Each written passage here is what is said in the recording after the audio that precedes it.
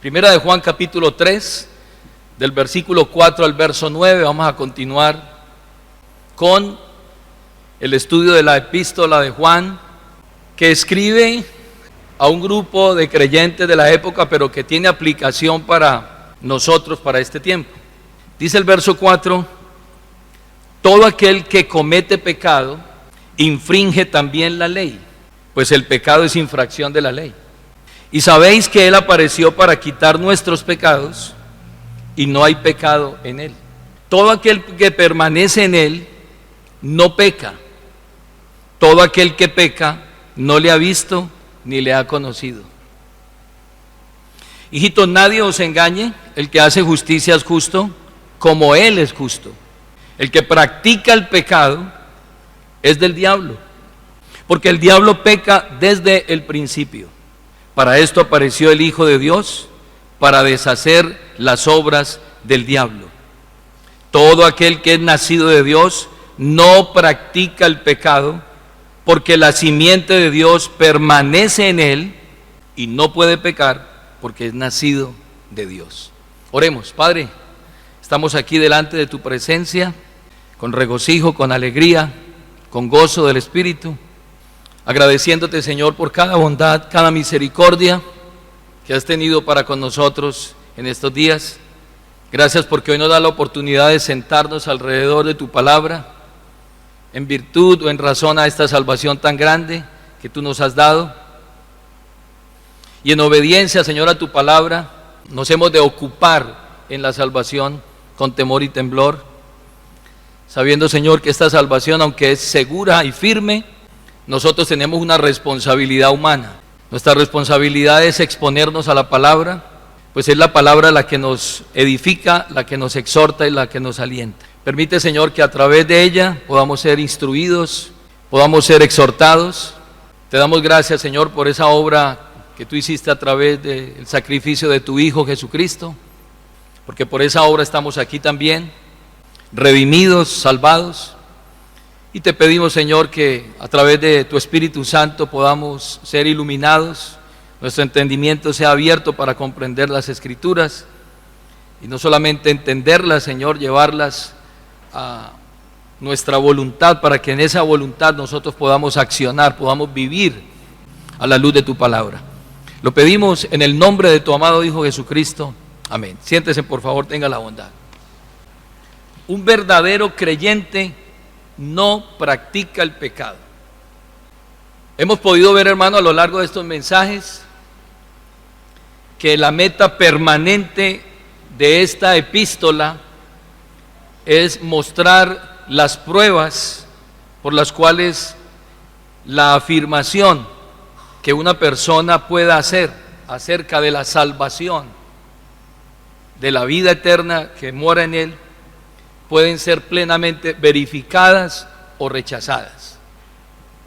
En otras palabras, esta epístola es un espejo en donde todo creyente ha de ir para mirar si está en la fe correcta, si está haciendo las acciones correctas. Es a través de esta epístola que vamos a ser confrontados para verificar o rechazar las acciones que estamos llevando a cabo. Y el apóstol sigue dejando en claro, sin importar lo que cualquier persona pueda creer o pensar, que si no obedece los mandamientos de Cristo, no los obedece, como dice el capítulo 2 en el versículo 3 de esta misma carta, y en esto sabemos que nosotros le conocemos si guardamos sus mandamientos, y vive de acuerdo a eso, demostrando con acciones concretas, entonces ¿es o no un creyente? Eso es así de claro. ¿Es o no es un creyente? Y lo que nos va a ocupar en esta mañana es mostrar cuál debe ser la posición del verdadero creyente frente al pecado, ya que desafortunadamente, y lo digo con nostalgia y con dolor, desafortunadamente hoy cada vez es más confusa y descuidada la posición de la iglesia frente al pecado. La mala teología condena y el mal comportamiento revela la mala teología. O sea, hay muchas doctrinas en la Biblia que si usted no tiene muy claro esa doctrina, no le van a incidir para la salvación. Pero esta doctrina, la doctrina del pecado, el hecho de no tener claridad acerca de esa doctrina es determinante para definir si usted es un hijo de Dios o no es un hijo de Dios. Y en estos textos entonces que acabamos de leer, podemos deducir, escúcheme bien, deducir que el tema central de estos versículos y la posición, o mejor, el tema central, céntrico de estos versículos es el tema de el pecado. A eso se va a referir el apóstol en esta mañana. La palabra pecado, la palabra pecados, la palabra pecar se repite en estos 6 versículos 10 veces. 10 veces se repite la palabra pecado, pecados, pecar en estos 6 versículos, lo cual entonces va a mostrar la centralidad de este tema en estos versículos, el pecado. El pecado es tan determinante, es una doctrina tan importante, que es una doctrina que aparece en las Escrituras de pasta a pasta. De Génesis a Apocalipsis está la doctrina del pecado, amartiología. Y es tan determinante la doctrina del pecado que el pecado es incluso más antiguo que la existencia del hombre sobre la tierra, porque el pecado no comenzó en la esfera terrenal, sino que comenzó en la esfera cósmica, en la esfera celestial, con la rebelión de un ángel, Satanás, que no fue creado como Satanás, sino como un querubín protector, pero su corazón se llenó de orgullo y por causa de ese orgullo pecó. La doctrina del pecado es tan importante que fue la que determinó la caída de la raza humana. Y es tan importante que la Biblia dice que el pecado entró por un hombre y trajo la muerte, por tanto la muerte pasó a todos los hombres. Los cementerios existen porque existe el pecado. Porque si no hubiera pecado, no habría cementerios. Las cárceles existen porque existe el pecado. Los reformatorios existen porque existe el pecado. Incluso los hospitales existen porque existe el pecado. Porque el pecado trajo la enfermedad, el pecado trajo la muerte, el pecado trajo la separación. El pecado es el artífice de todo lo que hoy el mundo está viviendo. Para entender, escuche bien, para entender la situación del mundo actual, el conflicto que hoy vive el mundo, viven las familias, vive el hombre, hay que tener claridad respecto a qué es el pecado y cómo acciona el pecado. Si un creyente no tiene claridad acerca de la doctrina del pecado, él estará siempre divagando y dudando acerca de su vida, de sus hábitos, de sus acciones. Pero es menester que hoy nosotros tengamos claridad acerca de esa doctrina. Hombres como Martyn Lloyd-Jones fijaron una posición clara frente al pecado. Él dijo en cierta oportunidad: debemos esforzarnos en odiar el pecado. En otras palabras, debemos estudiarlo y entender cómo funciona el pecado. Me parece que hemos sido muy negligentes en este sentido, y en esto estamos en contraposición sorprendente y patéticamente a esos grandes hombres llamados los puritanos en el tiempo antiguo. Ellos solían analizar el pecado y denunciar el pecado, con la consecuencia de que la gente se reiría de ellos y lo llamaría especialistas en el pecado. Pero Lloyd-Jones dice que se ría el mundo si quiere, pero esta es la forma de santificarnos. Estudiémoslo, estudiemos esa doctrina, leamos lo que la Biblia dice del pecado, analicémoslo, y cuanto más lo hagamos, más lo odiaremos, el pecado. Y no solamente lo odiaremos, sino que haremos todo lo que podamos por librarnos del pecado a costa de lo que sea y por eliminarlo de nuestras vidas total y radicalmente. Cuando uno mira qué es el pecado y sus consecuencias, No tiene otra opción que dejarlo a un lado, odiarlo, rechazarlo. El pastor John MacArthur, hablando de lo mismo, dijo: tenemos suficientes razones por las cuales debemos aborrecer el pecado. Y para hacerlo solo debemos recordar una cosa. Debemos recordar lo que el pecado le hizo a Cristo. Si usted ama a Cristo, usted va a recordar lo que el pecado le hizo a Cristo. Isaías 53 dice: mas Jehová cargó en él el pecado de todos nosotros. Y usted lea Isaías 53 y va a mirar la imagen de Cristo, cómo el pecado lo hirió, cómo el pecado lo quebró. Aunque fue el Padre el que determinó en su soberanía que Él debía poner su vida por nosotros, pero lo colocó allí. La Biblia dice que al que no hizo pecado, por nosotros se hizo pecado. Debe usted y yo recordar lo que el pecado le hizo a Cristo. Debe usted y yo recordar lo que el pecado le ha hecho a los cristianos de todas las épocas, que ha hecho que ellos batallen toda su vida hasta morir, ya que la única forma de liberarse del pecado es muriendo. Mientras estemos en este cuerpo, estaremos bombardeados por el pecado. Debemos recordar lo que el pecado le ha hecho a Dios. Al Dios que usted ama, al Dios que yo amo, al Dios que adoramos, al Dios que exaltamos. Nosotros debemos recordar lo que el pecado le ha hecho al Dios que nosotros profesamos y amamos. Y vemos que el pecado ha violado la voluntad de Dios, ha desafiado la autoridad de Dios y se levanta en rebelión contra Dios. Eso es el pecado. Y debemos mirar lo que el pecado le ha hecho a la humanidad perdida, a la humanidad no regenerada. Hoy el mundo está bajo el maligno y está en caos, en miseria, en pobreza, en corrupción. Y está pasando todo lo que está pasando solo por una causa: por el pecado. Y finalmente, si usted quiere eliminar el pecado de su vida, debe recordar lo que el pecado le ha hecho a usted. De cómo muchas veces, por la ignorancia nuestra, al pecar, hemos tenido que derramar lágrimas, hemos fracasado y hemos sido separados y hemos cometido errores por causa del pecado. Así de que debemos procurar entonces indagar acerca del pecado, mirar cómo actúa para poder rechazarlo.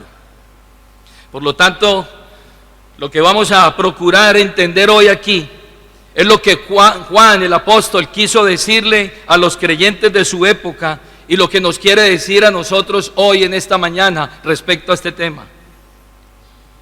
Que los creyentes, nosotros, a veces pecamos, incluso lo haremos de manera voluntaria, pero que no pecan los creyentes, ni pecarán, oiga bien esto, ni pecarán de forma habitual y persistente.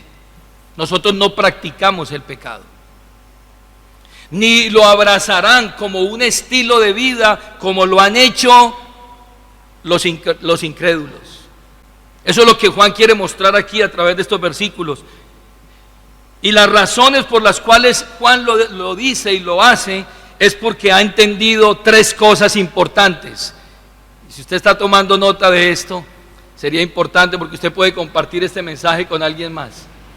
Número uno, que el pecado va en contra de la ley de Dios. Dios ha determinado algo, Dios ha dicho algo, Dios ha ordenado algo, Dios ha mandado algo, Dios ha estipulado algo, y el pecado va en contra de esa ley divina. Eso es el pecado. Número dos, que el pecado va en contra de la obra de Cristo. Cristo vino, como dice el texto, vino a quitar el pecado.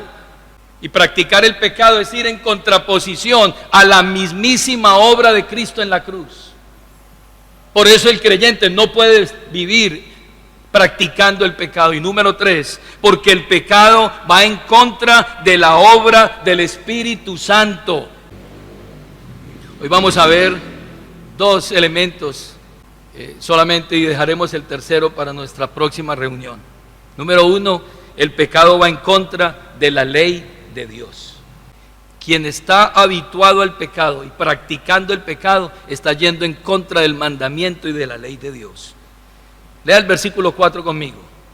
Todo aquel que comete pecado infringe también la ley, pues el pecado es infracción de la ley.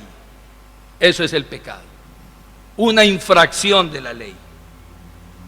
Y cuando el escritor está diciendo la ley, se está refiriendo no solamente a la ley dada allí en el monte Sinaí, está hablando de los estatutos, de los mandamientos, de las ordenanzas, de los preceptos, del testimonio, del decreto, del juicio, del direccionamiento, de la instrucción, del reglamento, de los principios que Dios a través de su palabra nos ha manifestado a nosotros. Es esa palabra que significa toda la voluntad revelada de Dios para el hombre. Esa es la ley, ese es el mandamiento aquí. La ley y el mandamiento aquí no es otra cosa que el principio que debe gobernar las acciones de una persona. Eso es la ley. Y la descripción que Juan está dando aquí no permite que haya excepciones para aquellos que practican el pecado. Lea conmigo el versículo 4, dice la Biblia, hablando del pecado, todo aquel que comete pecado, todo. Note usted que el versículo comienza con un absoluto, todo aquel que comete pecado, ¿qué pasa? Infringe también la ley. Quiere decir que es absoluto. Y el hecho de infringir quiere decir entonces que esa persona que está en la práctica del pecado está en la ilegalidad frente a los mandamientos, estatutos y preceptos de Dios. Está viviendo en la impiedad, está viviendo en el desorden, está viviendo en una rebelión contra Dios, en la impiedad. Eso es lo que Pablo muestra en Romanos capítulo 1, el versículo 18, cuando habla acerca del juicio de Dios, las consecuencias y las causas por las cuales la ira de Dios viene contra el hombre. Lea conmigo Romanos 1:18, dice, porque la ira de Dios se revela desde el cielo contra toda impiedad e injusticia de los hombres que detienen con injusticia la verdad. ¿Cuál es la palabra aquí sinónimo de infracción, infringir? Es la palabra impiedad. Ese es el pecado. El escritor está expresando que aquí Dios se revela, se aira contra todos que practican el pecado y que andan en la impiedad y en la injusticia y que detienen con injusticia la verdad. Es la misma palabra que utilizó el Señor cuando habló y dijo, enviará el Hijo del Hombre a sus ángeles y recogerá de su reino a todos los que sirven de tropiezo y a los que hacen iniquidad, es decir, infringen el mandamiento y la ley de Dios, que no es otra cosa que la ofensa intencional contra el mandamiento de Dios. Infringir la ley, hermanos, infringir la ley de Dios es la constante en los no creyentes, es la constante en los no creyentes. A ellos no les interesa la ley de Dios, a ellos no les interesa el precepto, la ordenanza, no les interesa. Ellos no se están despertando cada mañana pensando, ¿qué debo hacer yo para agradar a Dios? Para ellos es indiferente. Infringir la ley de Dios es la constante entre los no creyentes. Váyase a Romanos capítulo 1. Cuando Pablo habla acerca de los judíos, y en los primeros capítulos Pablo está desvelando, está revelando cuál es el pecado de la humanidad. Entonces muestra aquí en el capítulo 2, en el versículo 17 hasta el versículo 24, va a mostrarnos, va a indicarnos que el hombre por naturaleza va en contra del mandamiento, de la ley de Dios. Y refiriéndose a los judíos, mire lo que dice la Escritura en el versículo 17 del capítulo 2 de Romanos. He aquí, tú tienes el sobrenombre de judío y te apoyas en la ley, ¿sí ven? La ley, y te glorías en Dios. Y conoces su voluntad, escuche bien esto, conoces su voluntad, e instruido por la ley, apruebas lo mejor. Aquí no está diciendo que él ignora la verdad, él la conoce. Y es más, él puede decir qué es bueno y qué es malo. Dice, apruebas lo mejor. Y confías en que eres guía de los ciegos, luz de los que están en tinieblas, instructor de los indoctos, maestro de niños, que tienes en la ley la forma de la ciencia y de la verdad. Tú pues que enseñas a otro, ¿no te enseñas a ti mismo? Tú que predicas que no se ha de hurtar, ¿hurtas? Tú que dices que no se ha de adulterar, ¿adulteras? Tú que abominas de los ídolos, ¿cometes sacrilegio? Tú que te jactas de la ley con infracción, escuche bien aquí, con infracción de la ley, ¿deshonras a Dios? Cuando alguien infringe la ley, ¿qué está haciendo? Lea la segunda parte del versículo 23. Tú que te jactas de la ley, con infracción de la ley, deshonras a Dios. Quien infringe la palabra, quien infringe el mandamiento, la ley de Dios, está deshonrando a Dios. Y no solamente deshonra a Dios, lea el versículo 24, porque como está escrito, el nombre de Dios es blasfemado entre los gentiles por causa de vosotros. Y ellos conocían la ley. Mira, el versículo 17 dice, te apoyas en la ley. El versículo 18 dice, conoce su voluntad, subraye, conoce su voluntad. El versículo 18 dice, apruebas lo mejor. El versículo 19 dice, confías en que eres guía. El verso 20 dice, eres instructor, eres maestro. El verso 21 dice, enseñas, predicas, incluso predicas. ¡Wow! Predicas. Y el verso 22 dice, ¿y tú qué dices? Y tú que abominas de los ídolos, pero lo sabes, lo enseñas, lo predicas, lo entiendes, sabes cuál es la voluntad, pero, ¿qué hace? No lo hace. Y por causa de eso, escúcheme bien, por causa de eso, el nombre de Dios es blasfemado. El nombre de Dios es blasfemado y Dios es deshonrado. Hermano, el mundo vive en contraposición a la ley de Dios y aunque la conocen, no son ignorantes, pero persisten en el pecado. Y Pablo se refirió no solamente a los judíos, se refirió también a los gentiles que aunque no tenían la ley, la conciencia que Dios puso en la mente de ellos era ley para sí mismo. Lea el capítulo 1 a partir del verso 28. ¿Cómo se refiere ahora Pablo a los gentiles a partir del verso 28?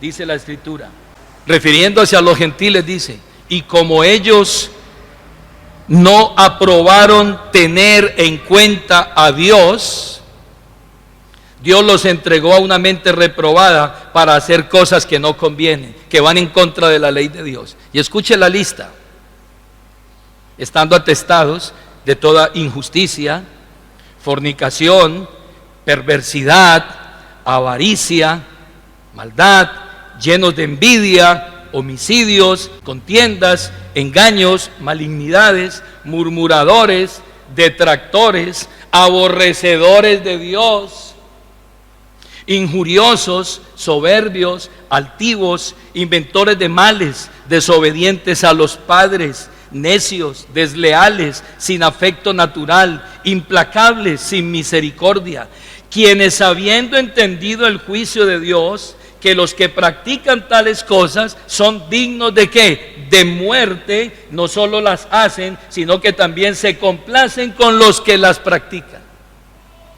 El versículo 28 dice que ellos no aprobaron, ¿qué cosa? Tener en cuenta a Dios.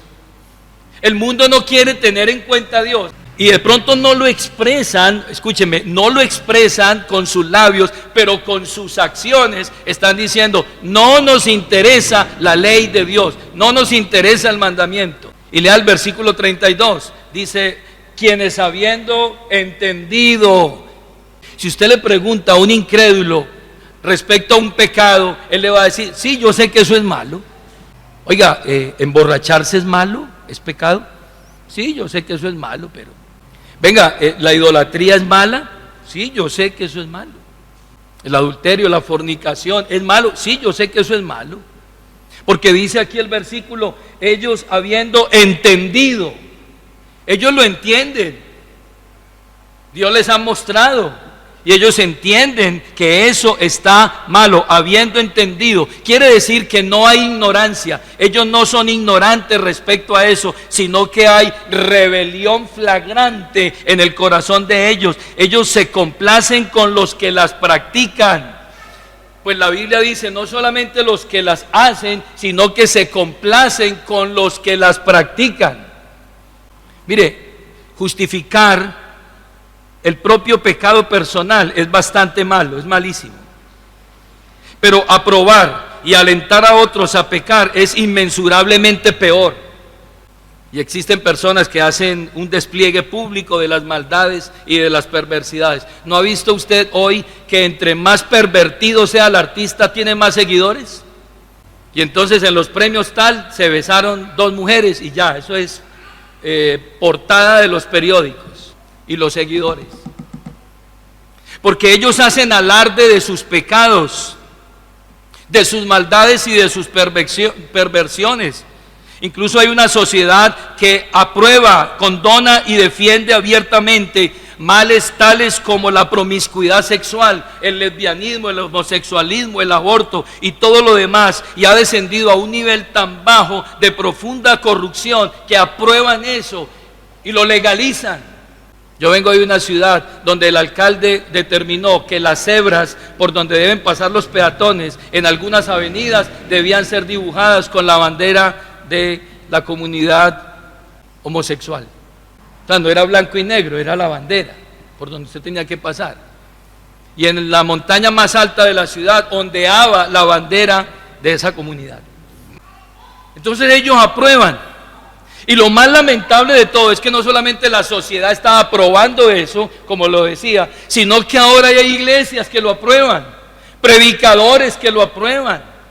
Y hermanos, no estamos diciendo aquí que vamos a colocar una cinta para que no entren ese tipo de personas, no, porque esos pecados son igual a todos los pecados, no hay pecados grandes y chicos, no. Pero no podemos aprobar eso, no podemos legalizar eso, no podemos acariciar eso, no podemos confabularnos con eso, pues la Biblia dice que no solamente los que las hacen, sino también se complacen con los que las practican. Ella no hace eso, pero se pone el pañuelito aquí, de color verde, y va a la marcha, pero no lo hace, pero se complace con los que las practican. Quienes habiendo entendido el juicio de Dios, entendido el mandamiento de Dios, entendido la ley de Dios, que los que practican esas cosas son dignos de muerte, no solamente los que las hacen, sino también se complacen con los que las practican. Yo no lo hago, pero apruebo, doy mi voto. ¿Qué está haciendo? Está participando. ¿Por qué? Porque no hay una teología correcta, no hay una postura correcta respecto a quién es Dios, su santidad, su soberanía y qué es el pecado. Y entonces hay una teología que anda como en la nebulosa, que no se ha definido. Y como lo decía al principio de este mensaje, esa teología mal ubicada, esa teología mal enfocada, puede generar perdición en una persona. Pero ¿cuál es la posición correcta del creyente frente a la ley de Dios y al mandamiento de Dios? ¿Cuál debe ser? Romanos capítulo 12, el versículo 9. Dice el versículo, el amor sea sin fingimiento, aborreced lo malo, seguid lo bueno. Note usted que este versículo comienza con el amor, escuche bien, el amor sea sin fingimiento. Nosotros debemos amar a nuestro prójimo, lo debemos amar, claro que sí, pero no podemos aprobar ni amar las prácticas pecaminosas que ellos hacen. No podemos hacerlo.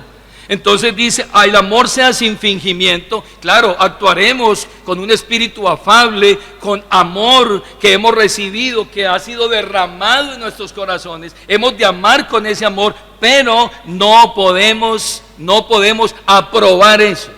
Aborrecer lo malo, seguir lo bueno. El Salmo capítulo 5, el verso 4 dice, porque tú no eres un Dios que se complace en la maldad, el malo no habitará junto a ti, dice el Salmo.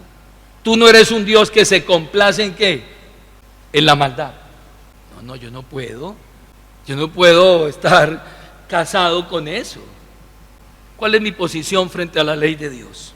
El verdadero creyente ha obedecido las palabras de Jesús. Jesús dijo, si me amáis, guardad mis mandamientos. Ustedes me aman, ¿sí?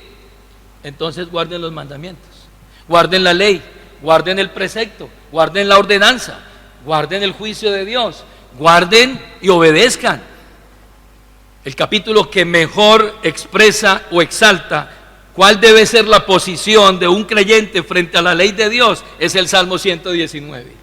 Y le invito para que lo mire, para que medite en él en su casa, se tome su tiempo y lea. Créame que usted se va a estremecer leyendo este salmo si lo hace detenidamente. Este salmo, que contiene 176 versículos, en este salmo hay 8 palabras básicas que se usan para describir la revelación escrita de Dios para nosotros, y menciona 179 veces la palabra ley, mandamiento, precepto, ordenanza. A través de 8 palabras que se repiten 179 veces, usted va a ver lo que representa la ley de Dios para el hombre regenerado, y va a encontrar esa palabra dicha de diferentes maneras. La va a escuchar como ley, palabra, juicio, testimonio, mandamiento, estatuto, precepto, palabra, de diferentes maneras, pero dicho de otra manera es igual, la ley de Dios. Y fijémonos en este salmo lo que representa la ley para el Hijo de Dios, para el hombre regenerado. Mientras el mundo le da la espalda a Dios y no le importa agradar a Dios y seguir sus leyes y sus mandamientos, aunque las conocen porque saben que es malo, pues sus conciencias les dan testimonio de que es malo y está en contraposición contra la ley de Dios, ellos persisten en eso. No por ignorancia, por rebelión. Pero mire lo que hace el hombre regenerado. El Salmo capítulo 119, voy a leer solo algunos versículos. El versículo 1, mire la posición del creyente con respecto a la ley. Bienaventurados los perfectos de camino, los que andan en la ley de Jehová.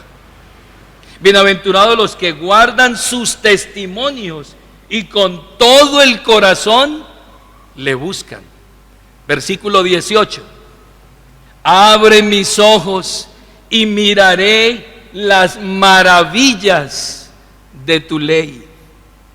Verso 34, dame entendimiento y guardaré tu ley y la cumpliré como de todo corazón.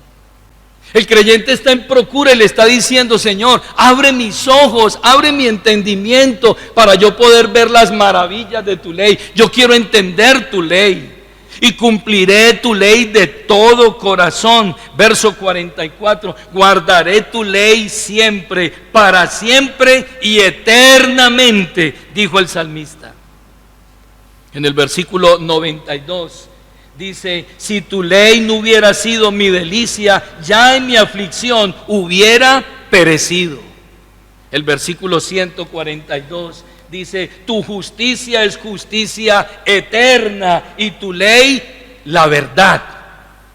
El versículo 165, mucha paz tienen los que aman tu ley y no hay para ellos tropiezo. El versículo 174, he deseado tu salvación, oh Jehová, y tu ley es mi delicia. Qué diferente, ¿no? Qué diferencia. Mientras el impío, el inconverso, el incrédulo está rebelado contra la ley de Dios, el creyente regenerado está diciendo, oh, cuánto amo tu ley. Todo el día es ella mi meditación. Señor, abre mis ojos y miraré las maravillas de tu ley. Yo amo tu ley, yo quiero guardar tu ley de corazón. Esa es la posición del creyente. Vuelva allí a 1 de Juan capítulo 3, el verso 4. Por eso entonces Juan está yendo en contraposición de los falsos maestros que estaban tergiversando esa doctrina del pecado y estaban infringiendo la ley de Dios y estaban haciendo que muchos pecaran contra Dios y contra su ley. Pero aquí entonces hay un mensaje claro: no, el que practica el pecado infringe la ley, y nosotros no podemos hacerlo porque nosotros amamos la ley de Dios. El hacer tu voluntad, Dios mío, me ha agradado. Número 2, el pecado va en contra de la obra de Cristo. Va en contra de la ley de Dios, pero va en contra de la obra de Cristo. Lea el versículo 5, 6, 7 y 8. Y sabéis que Él apareció para quitar nuestros pecados, y no hay pecado en Él. Todo aquel que permanece en Él no peca, todo aquel que peca no le ha visto ni le ha conocido. Hijitos, nadie os engañe, el que hace justicia es justo como Él es justo. El que practica el pecado es del diablo, porque el diablo peca desde el principio. Para esto apareció el Hijo de Dios, para deshacer las obras del diablo. Todo aquel que persiste en la práctica del pecado va en contra de la obra ¿de quién? De Cristo. Pues el versículo 5 dice: y sabéis que Él apareció para quitar nuestros pecados, y no hay pecado en Él. Y el versículo 8 dice que Él apareció para deshacer las obras del diablo. Pregunto: si Él apareció para quitar nuestros pecados y Él apareció para deshacer las obras del diablo, ¿qué hace un creyente practicando el pecado? No puede. ¿Por qué? Porque va en contra de la ley de Dios y va en contra de la obra de Cristo. ¿Cuál es el propósito de la obra de Cristo? Está claro. Versículo 5, y sabéis, ¿usted lo sabe? La pregunta es esa: ¿usted lo sabe? Y sabéis, eso es para los que saben, que Él apareció para quitar nuestros pecados y no hay pecado en Él. Jesús vino a la tierra con el objetivo primordial de quitar nuestros pecados. Ese es el objetivo. Hermanos, continuar en pecado va totalmente en contra de la obra de Cristo. Continuar en pecado va totalmente en contravía del elemento santificador de la salvación, por el cual los creyentes son apartados del pecado para vivir en justicia. Persistir en el pecado es vivir una vida en error. Primera de Corintios capítulo 6. Pablo escribiéndole a los Corintios, capítulo 6, el versículo 9. Pablo está diciendo aquí: venga, la obra de Cristo vino fue a eso, a quitar el pecado, vino a deshacer las obras del diablo. Entonces dice el versículo 9: ¿no sabéis que los injustos no heredarán el reino de Dios? No erréis, ni los fornicarios, ni los idólatras, ni los adúlteros, ni los afeminados, ni los que se echan con varón, ni los ladrones, ni los avaros, ni los borrachos, ni los maldicientes, ni los estafadores heredarán el reino de Dios. Pero mire lo que dice el versículo 11: y esto erais algunos, mas ya habéis sido lavados, ya habéis sido santificados, ya habéis sido justificados en el nombre del Señor Jesús y por el Espíritu de nuestro Dios. Ustedes eran eso, pero ya no son eso, porque ustedes fueron lavados, justificados y santificados por la obra de Cristo. Entonces, persistir en la práctica habitual del pecado es vivir una vida errática, una vida en error. No erréis. ¿Por qué? Porque esto eran algunos de ustedes, mas ya habéis sido lavados, santificados, justificados en el nombre de nuestro Señor Jesucristo. No pueden hacerlo. Vivir de modo pecaminoso, vivir en la práctica del pecado, es ir en contraposición, oponerse a la obra de aquel que vino a quitar el dominio del pecado sobre la vida del creyente. No puede. Váyase a Romanos capítulo 6, a través de una pregunta retórica. Pablo le habla a quienes pretendían disfrutar de la gracia de Dios. Escuche bien: pretendían disfrutar y seguir disfrutando de la gracia de Dios mientras persistían en la práctica del pecado. Entonces el Espíritu Santo inspira a Pablo para que a través de una pregunta retórica le pregunte a los corintios que ellos no pueden seguir pensando que van a vivir en la gracia de Dios y van a seguir practicando el pecado. No, eso es una locura. Verso 1 del capítulo 6. ¿Qué pues diremos? ¿Perseveraremos en el pecado para que la gracia de Dios ¿qué? Abunde? ¿Y cuál es la respuesta? Hermano, eso es categórico. Ahí no dice, déjame pensarlo. No. En ninguna manera. Igual lo que le dice a los corintios, no es rey, aquí está diciendo, en ninguna manera, porque los que hemos muerto al pecado, la pregunta es, ¿cómo viviremos aún en él? Es como si usted se da cuenta que Pepito Pérez murió hace una semana, usted fue al velorio, usted fue al entierro, usted vio cuando lo sepultaron, cuando le echaron la tierra y todo, o cuando lo cremaron, y de un momento a otro usted lo ve en la plaza 24 tomando café. ¿Qué pasó? ¿Qué pasaría en su mente? No, eso no puede ser, es que yo estuve allá en el velorio. Bueno, con el respeto de los que estamos aquí, si han tenido un ser querido que haya fallecido, pero eso es incongruente, o sea, eso te genera ¿qué? Un shock. No, pero yo lo vi, yo estuve en el velorio, y ¿cómo que está allá tomando café en la plaza? No puede ser. Entonces por eso el apóstol responde aquí, en ninguna manera, porque los que hemos muerto al pecado, pregunta, ¿cómo viviremos aún en él? Por eso el apóstol está diciendo que el que es de Dios no practica el pecado, no lo practica, no lo puede practicar. Lea el versículo 3, versículo 4 del capítulo 6, ahora él va a dar las razones teológicas por las cuales él dice en ninguna manera, verso 4, porque somos sepultados juntamente con él para muerte por el bautismo, a fin de que como Cristo resucitó de los muertos por la gloria del Padre, así también nosotros andemos, no dice andaremos, dice andemos presente, andemos en vida nueva. Versículo 5. Porque si fuimos plantados juntamente con él en la semejanza de su muerte, así también lo seremos en la de su resurrección, sabiendo, subraye, sabiendo esto, que nuestro viejo hombre fue crucificado juntamente con él para que el cuerpo del pecado sea, ¿qué cosa? Destruido, a fin de que no sirvamos más al pecado. No puedes servir al pecado.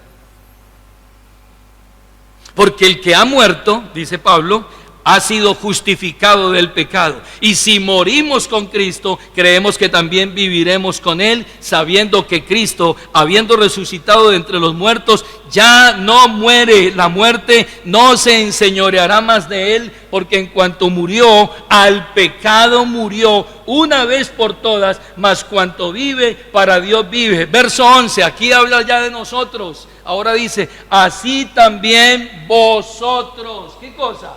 Considerados muertos al pecado, pero vivos para Dios en Cristo Jesús, Señor nuestro. Así como Cristo murió, así ustedes también. Considérense muertos.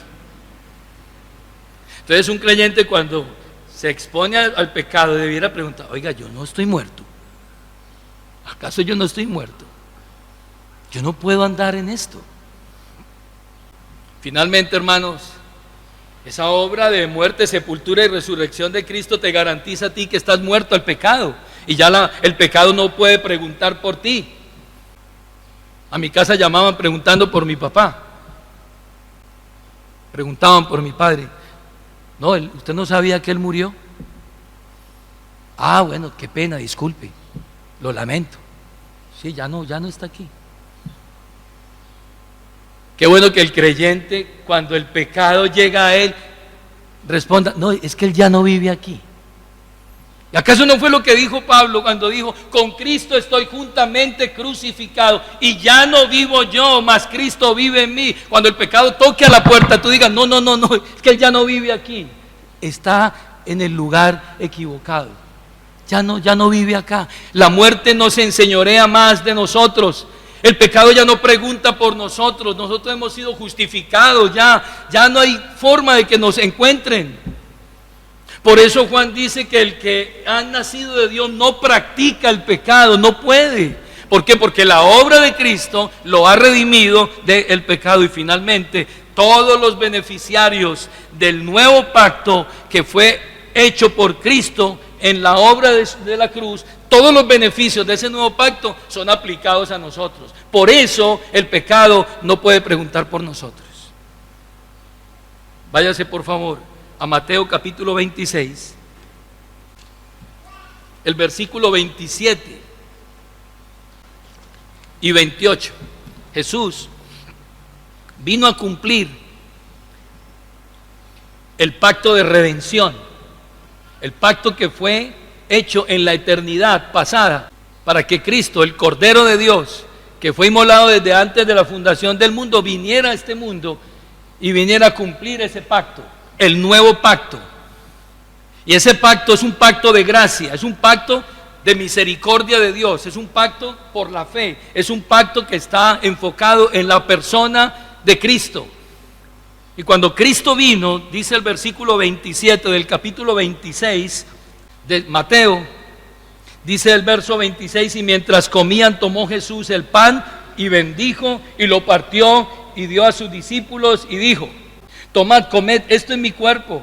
Y tomando la copa y habiendo dado gracias, les dio diciendo: bebed de ella todos, porque esto es mi sangre del nuevo pacto, que por muchos es derramado para remisión de los pecados. ¿Sabe para qué es el nuevo pacto?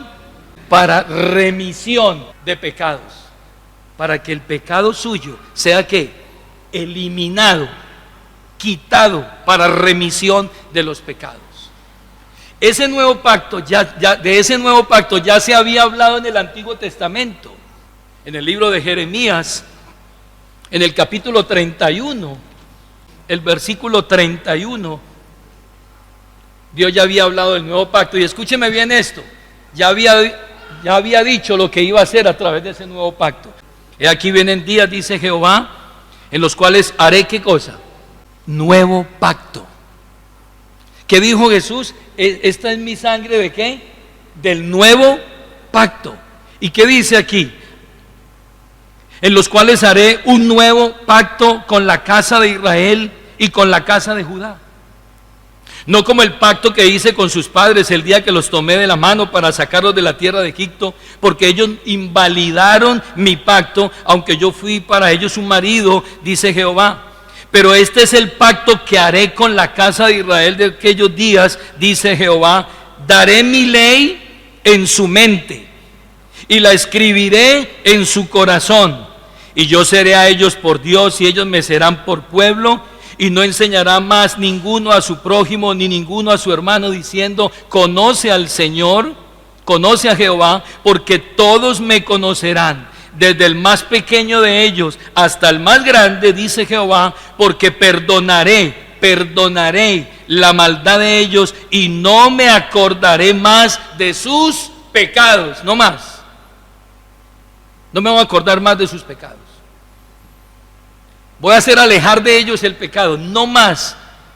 Y ese pacto que dice Jeremías, el escritor a los Hebreos, en el capítulo 8, en el versículo 8, entonces dice que Cristo es aquel garante, aquel fiador de ese nuevo pacto, que tiene unos efectos en el pecado, en nuestra vida. Capítulo 8, el verso 8 al verso 12. Dice la Biblia: porque reprendiéndolos dice: he aquí vienen días, dice el Señor, en que estableceré con la casa de Israel y la casa de Judá un nuevo pacto, no como el pacto que hice con sus padres el día que los tomé de la mano para sacarlos de la tierra de Egipto. Porque ellos no permanecieron en mi pacto y yo me desentendí de ellos, dice el Señor, por lo cual este es el pacto que haré con la casa de Israel después de aquellos días, dice el Señor.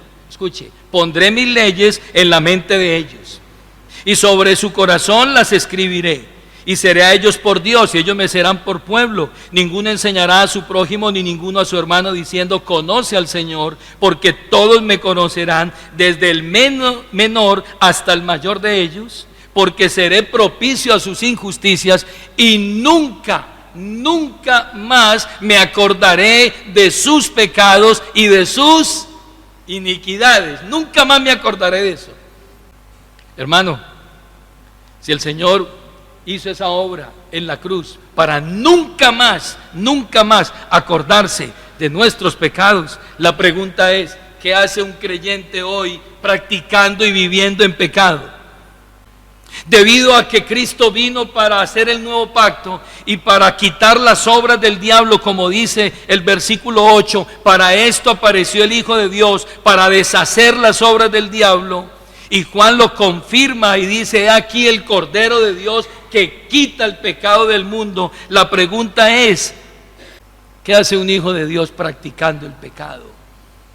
Debido a que para esto apareció el Hijo de Dios, para deshacer las obras del diablo, es imposible que los verdaderos creyentes sigan practicando el pecado de forma habitual y persistente, mostrando una conducta parecida ¿a quién? Al diablo.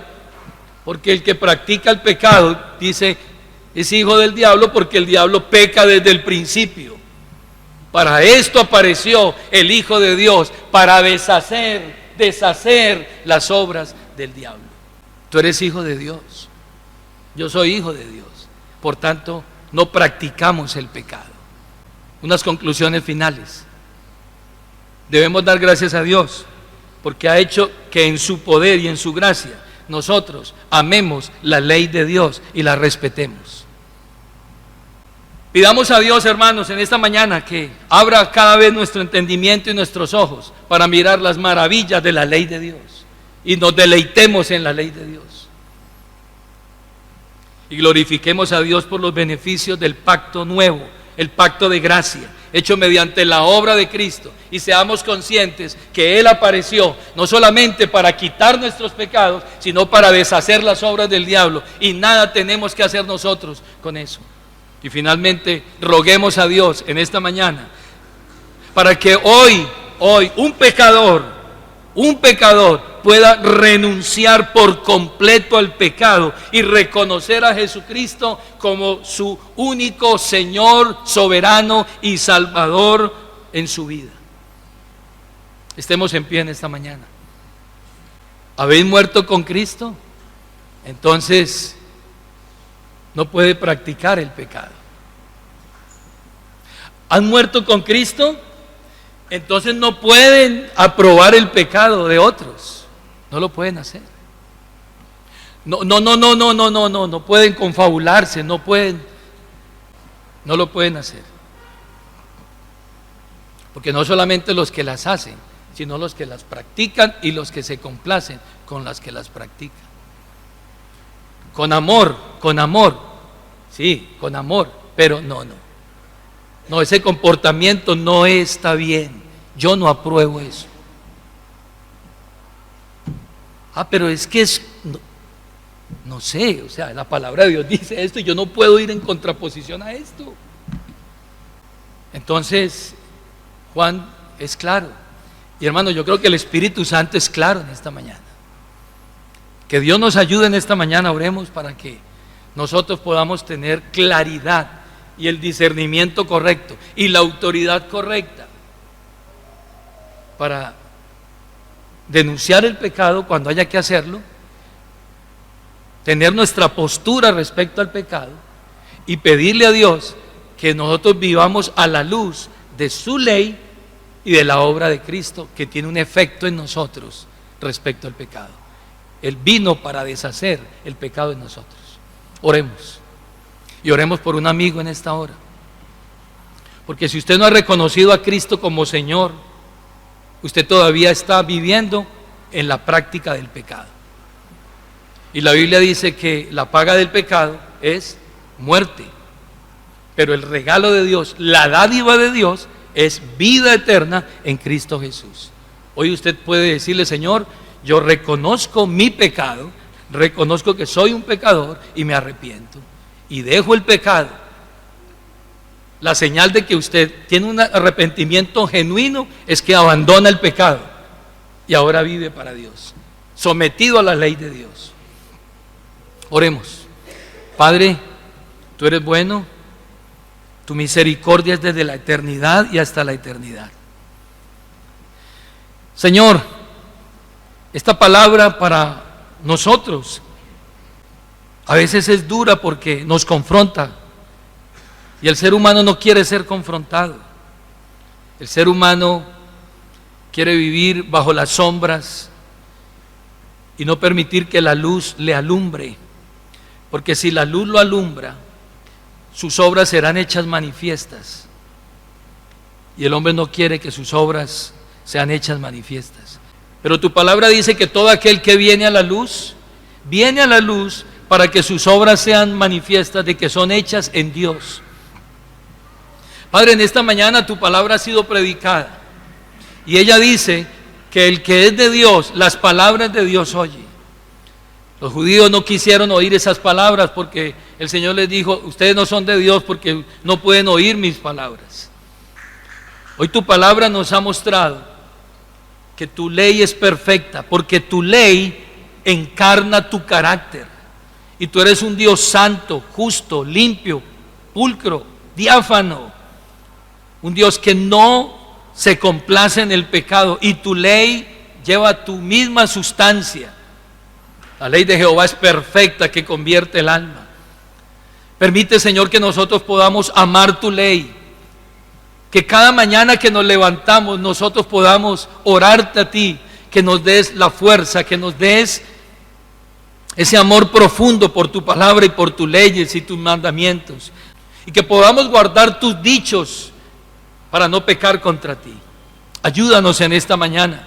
Reconocemos nuestra incapacidad, reconocemos que es solamente por la obra de Cristo que nosotros podemos morir al pecado, por la obra del Espíritu Santo en nuestra vida, la regeneración de la cual hablaremos luego. Padre, que podamos nosotros ser conscientes que esa obra hace que nosotros no practiquemos el pecado.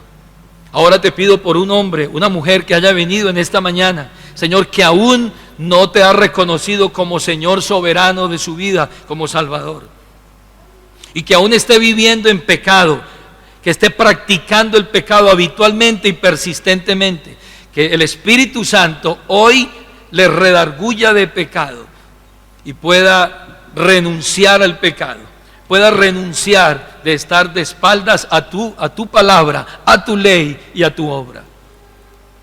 Señor, te damos gracias por tu palabra en esta hora. Lo pedimos en el nombre de Jesucristo. Amén. Siéntese, por favor, tenga la bondad.